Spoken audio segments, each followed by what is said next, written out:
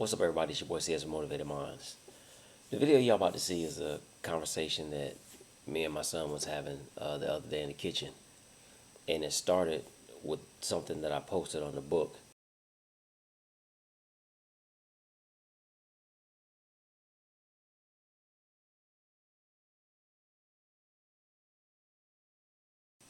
So it started with him coming to me saying he read the post and he understood about the Emancipation Proclamation not freeing anybody. We started talking about the 13th Amendment, which freed the slaves, the 14th Amendment, which gave everyone citizenship, and the 15th Amendment, which gave blacks the right to vote. So what y'all are going to see is the conversation that came out of that. So check this out.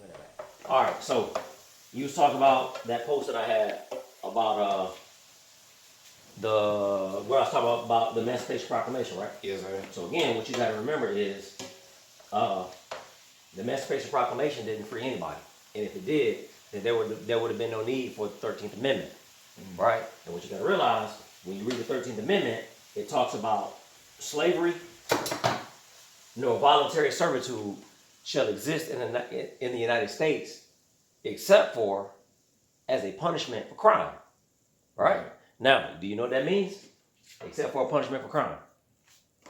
What does that mean? Police. Not police. Come on. The The prison system. right, which I'm not saying that's Right. kind of blind. So what they did was they pretty much outlawed slavery, Right. but they brought it back In another form. in another form, which was the prison system. Yeah, which So- goes into like police and everything too, right? Well, but you got to understand, the police as we know it didn't exist back then. Right. So now, this is when you kind of see the explosion of the prison system, and then that's when you get into stuff like peonage and all kinds of other stuff, which you have to research on your own. Now, you talked about my views on Christianity, right? Yes, sir. Once you start traveling around and going to see these different sites and plantations, and once you start digging deep into slavery within itself, what you will start to understand is you're taking all of these people from across the water. Not saying that Christianity did not exist. Already there. Right. In Not a saying that different it didn't, right? But it was Catholicism, pretty much, right? That because a lot of them were Catholics. And I ain't saying everybody, but I'm not saying that Christianity did not exist then, because you got to remember the Crusades and all of this stuff, Right. So they proliferated like Christianity over into the Middle East and all these other countries, right, over there. So remember, you got all these people from all these different tribes being brought over here, right? Right. So they were taught a religion that was not their own. Because you got to remember, on a plantation, you might have this person from this tribe, and this person from this tribe, and a joker over there from this tribe. That don't necessarily mean everybody understood each other either.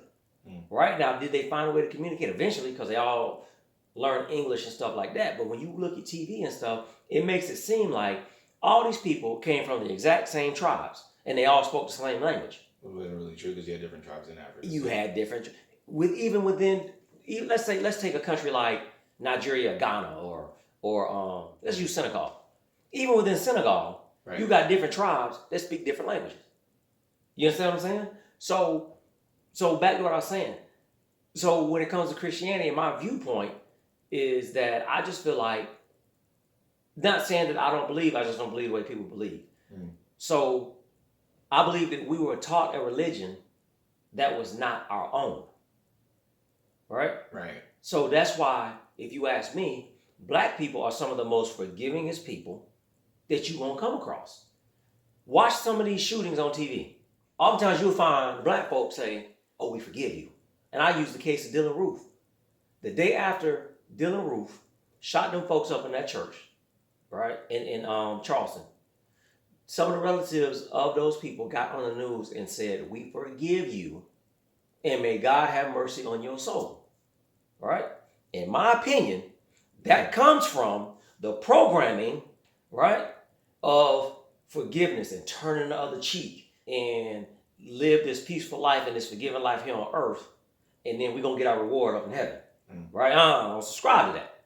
Because to me, we were taught forgiveness, grace and mercy, or mercy, by a group of people who was not forgiven, nor were they merciful. Mm.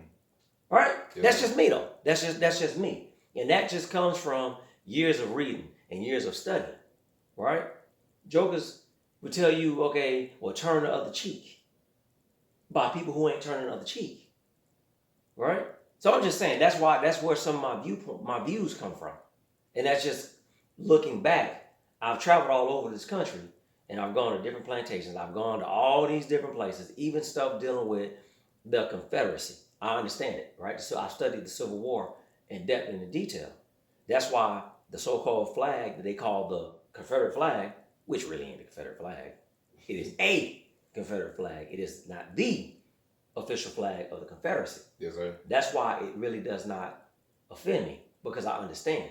And I understand how that flag got tied with racism. And it all goes back to the Democratic Convention of 19 something or another, when Strom Thurmond and a bunch of the other Democrats split and formed the Dixiecrats. That's when that flag that they like to call, which really ain't the Stars and Bars, that rebel flag, that's when that flag came back into popularity, right? It was never the official flag of the Confederacy. That flag was the flag of the Army of Northern Virginia, which they call Lee's Army. Mm. I'm just saying, right? But people don't know that if they don't go in and dig and read. But I'm just saying, that's why, yeah, you talking about that thing that I posted about Abraham Lincoln and the Emancipation Proclamation. He had no intention of freeing slaves. Yeah, I saw that. Right? He had no, and that was his own words.